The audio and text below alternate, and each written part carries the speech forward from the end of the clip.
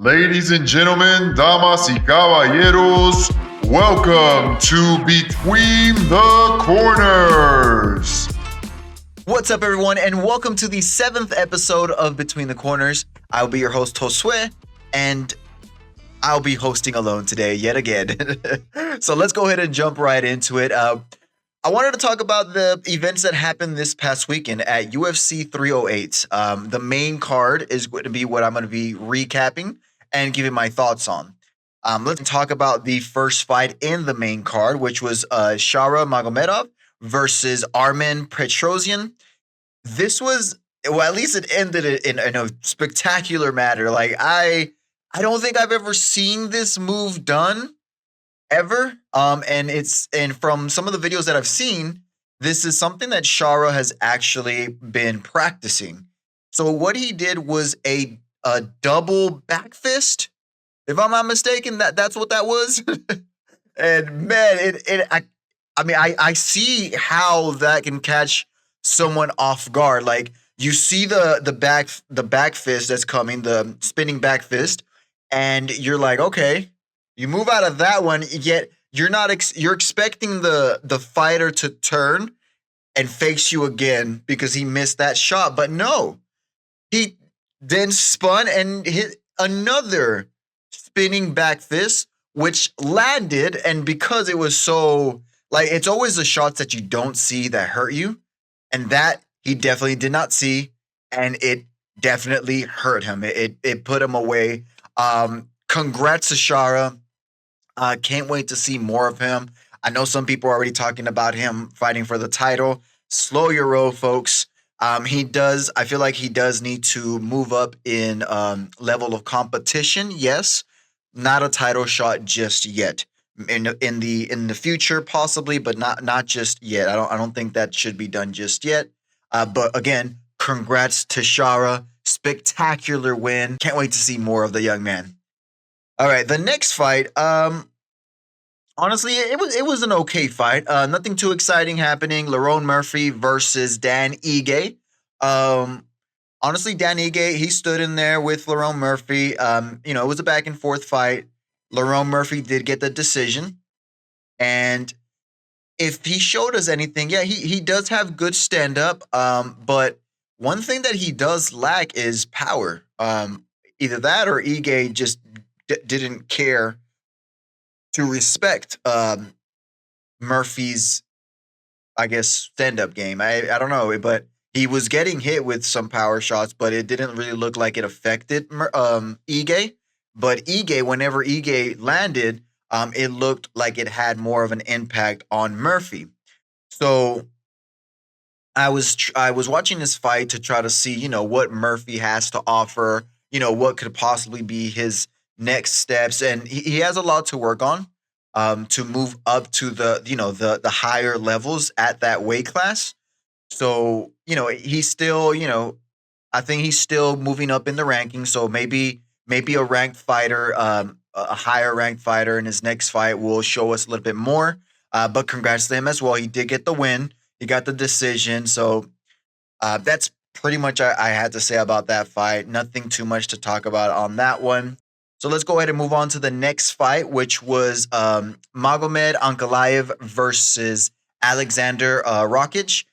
This was a good fight. This was a fight that I thought was going to be. It was a stand-up battle, a good back and forth fight as well, I feel like, and it was a close one. The person who I had ahead on my scorecard won the fight, which was Magomed Ankalaev.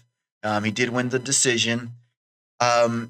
His next fight is going to be against Alex Pereira. That's at least, I mean, UFC is anything could happen. Of course, one of them could get hurt, whatever the case may be. But if everything pans out the way it should, then Magomed Ankalaev is going to fight for the belt against Pereira.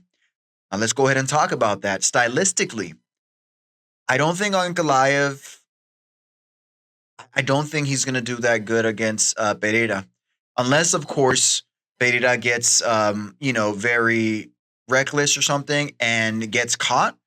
that's going to be the only way Ankalaev wins that fight, in my opinion. Or if he wrestles more, that's going to be more of a of a chance for him to win. But from what I saw against Alexander Rakic, I don't think he beats. I don't think he wins that fight. I don't think he beats Alex Pereira in a title bout. But it is a fight game. We'll see. We've seen crazier things happen. I don't think he's that far off, like that much of an underdog, but he's still the underdog. And I just don't see, stylistically, I don't see how he wins that fight against Pereira, but we'll see. That is going to be an exciting fight. Can't wait to see that. More than likely, that will happen next year at some point. So that's a great fight to look forward to. All right, let's go ahead and move on to the co-main event of the evening.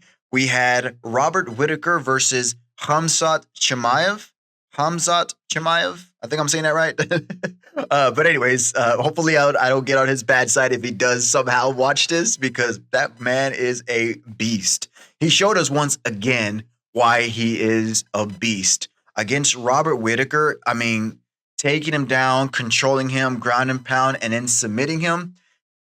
That was scary to see Robert Whittaker get, beat that fast and that easily. To be honest, it seemed pretty easy for Chimaev. So congrats to Chimaev. Robert Whittaker, not sure what's next for him. He's an OG of the UFC, so we'll see what's next for him. But Chimaev, man, title shot needs to be next. I feel like it. I don't know if that's already like a confirmed thing, but I think the next fight for Chimaev should be Duplessis versus Chimaev. Simple as that, in my opinion. And let's talk a little bit about what happened in the fight. So Chimaev takes Robert Whittaker down pretty easy. Well, Robert did fight. Don't get me wrong. He did fight to get to stop the takedown and to get back up. But the reason I say easy is because Chimaev made it look easy. He took him down and he got his back, and then he submitted him fairly quickly. At first, I was like, Robert, what were you already like quitting? Like, why did he tap so quick? In my opinion, like when I saw it at first, because if you watch the fight, he squeezes like it looks like he just started squeezing and Robert taps. I didn't know what happened was the jaw dislocated or whatever. And not only that, they showed the picture with most of you, if you're fight fans, you've seen the picture. It's out there. Robert Whittaker's bottom front teeth basically got torn back. Like you can see the gum and everything just backwards. Like it and blood, of course, but man, it looked pretty bad and painful. So seeing that, I'm like, oh, I see why he tapped so quick. Like that was just the strength and the damage that Chimaev had already caused. So, no judgment here on why he tapped so fast anymore. That was very, very apparent that's why he tapped. It was painful. His jaw and that was crazy to see. But yeah, congrats to Chimaev. Again, my opinion, his next fight needs to be for the belt. Duplessis versus Chimaev. Dana White, make that happen. All right.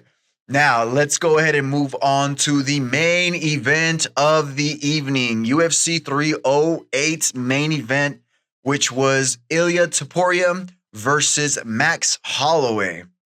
This was a good fight. Like, it was happening exactly like I thought was going to happen. Well, first of all, for the first 10 seconds, Ilya was a man of his word. He pointed down and said, let's go. Let's go ahead and meet in the middle of the ring and let's throw some strikes. But as I mentioned, it was smart for them not to. And Max Holloway was smart enough not to do that. He taunted him, being the El Matador. He taunted the El Matador with an Matador impression. But yeah, so that was interesting to see. And then the fight went, like I said, exactly how I thought it would. Max Holloway was sticking and moving, which was the fight that he needed to fight in order to have a chance to win. But Ilya was finding success as well. And man, he's very powerful. So he was finding success in striking. He was finding success in a leg kick against Max Holloway, which I feel like slowed down Max Holloway in his sticking and moving. Even though Max is great at not showing that it's painful, not showing that it's compromising, he's great at not giving any hints that it was actually hurt. But I'm pretty sure that's what slowed him down. And then, of course, as we all saw, the fight ended, which I had Max Holloway as my pick because I wanted him to win. And if he kept fighting the fight that that he was fighting, he could have won by decision or maybe caught Ilya off guard. But Ilya Topuria is the champ for a reason. He really looked crisp in there. His techniques, his strikes were just powerful. You can tell they were way more impactful than what Max's strikes were. And he lands that right hand, which was the beginning of the end. Max falls down or gets wobbly. I forgot exactly what happened, but he gets wobbly. And then, of course, Ilya puts it on him, hits him with the left because in that exchange, I think Max was hurt, probably not really knowing what was going on, but he was like pushing Ilya off while Ilya was swinging, which, I mean, again, I'm going to say that he was just that hurt from the other punches because why would you do that? And while he was doing that and his hands were that low, Ilya lands a left hand right to the jaw, which puts him down, landed a couple other ones while he was on the ground, and Ilya gets the win. Honestly, I don't see who in that division can beat Topuria. He is a beast, or at least not now. I'm not. Obviously, styles make fight, as we always say on here, but I'm not sure who can actually beat Topuria. Like, he came into the UFC known for his ground game, and he's over here knocking people out. Like, if you're a fighter, like, pick your poison. That's what I'm trying to say. You're gonna have to pick your poison, see what you can possibly beat him in, but he is a beast. He is a force to be reckoned with. And again, congrats to the fighter from España, the first ever fighter from Spain to win a belt and, of course, defend the belt. So congrats to Ilya Topuria. And then, of course, Max Holloway, legend already. He's not ready to quit. He said he's ready to keep fighting. So maybe we'll see him make another run for the belt. But rest up right now. Of course, rest up, and then we'll see what happens in the future for Holloway.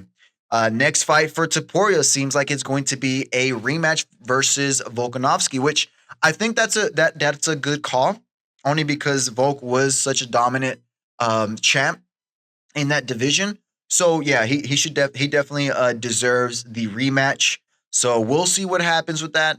If anyone can beat Topuria or has a chance of beating Topuria, it'll be Volkanovski, but I'm not going to bet against Topuria anymore. I bet against Topuria in this last one with my heart because I was going for Max Holloway, but now, Ilya, you got all my respect, and I'm not going to I'm not going to bet against you anymore. So the fight against Volkanovski and Topuria should be next. Of course, it'll happen in 2025. And I do have Topuria winning that rematch as well. So we'll see what happens, of course. So all in all, it was a good card for UFC 308. Some exciting things happen. A young man, Shara, great highlight knockout. And then, of course, we have what's coming up next because of these fights, which is going to be Ankalaev versus Alex Pereira. Super excited for that one. Hopefully, if my hopes come true, we have Chimaev versus Duplessis. Great to see that next year. And then we have Ilya Topuria versus Volkanovski rematch next year. So excited to see all those fights. But yeah, that's pretty much it for what happened last weekend. Let's go ahead and talk a little bit about what's happening this weekend coming up. But what's coming up this weekend, we have several things, not much though. We have UFC Fight Night, a couple of names that are known that are fighting in that card, in the main card. We have Derek Lewis, which is going to be fighting an up-and-comer in Janata Diniz. Might be saying that last name wrong. But we also have for the co-main event of this card, we have Erin Blanchfield versus Rose Namajunas. Of course, we know who Rose is. So that'll be an exciting fight. I think if Erin wins this fight, that'll make her name, go further up in the rankings. And then for the main event, we do have Brandon Moreno versus Amir Albazi. Should be an exciting fight. Of course, the main draw is Brandon Moreno, and then you have someone coming up in the rankings in Amir Albazi. So that should be that could be an exciting fight. So we'll definitely be watching that. And in boxing, the only fight that I really saw happening was going to be a rematch with Robson Conceicao versus Oshaki Foster. That's happening this weekend, so excited to see that. That's going to be the main event.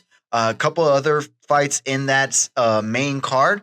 For the co-main event, we have a young up-and-comer in Jan Santana from the Dominican Republic versus Eduardo Baez. Eduardo Baez has been in there in some battles. Great Mexican fighter, so definitely going to be a good test for the young man Santana. So looking forward to see how he does against that caliber fighter. And then we also have Raymond Murataya versus what's his name? Jesus Antonio Perez Campos. We have those two going at it. Of course, Murataya is undefeated as well, so excited to see him in the ring. So some good boxing, some okay UFC events. Ready to see that this weekend. I really don't have any picks. I'm just excited to see what goes on and excited to come back on and go with you guys, go over what happened in those fights.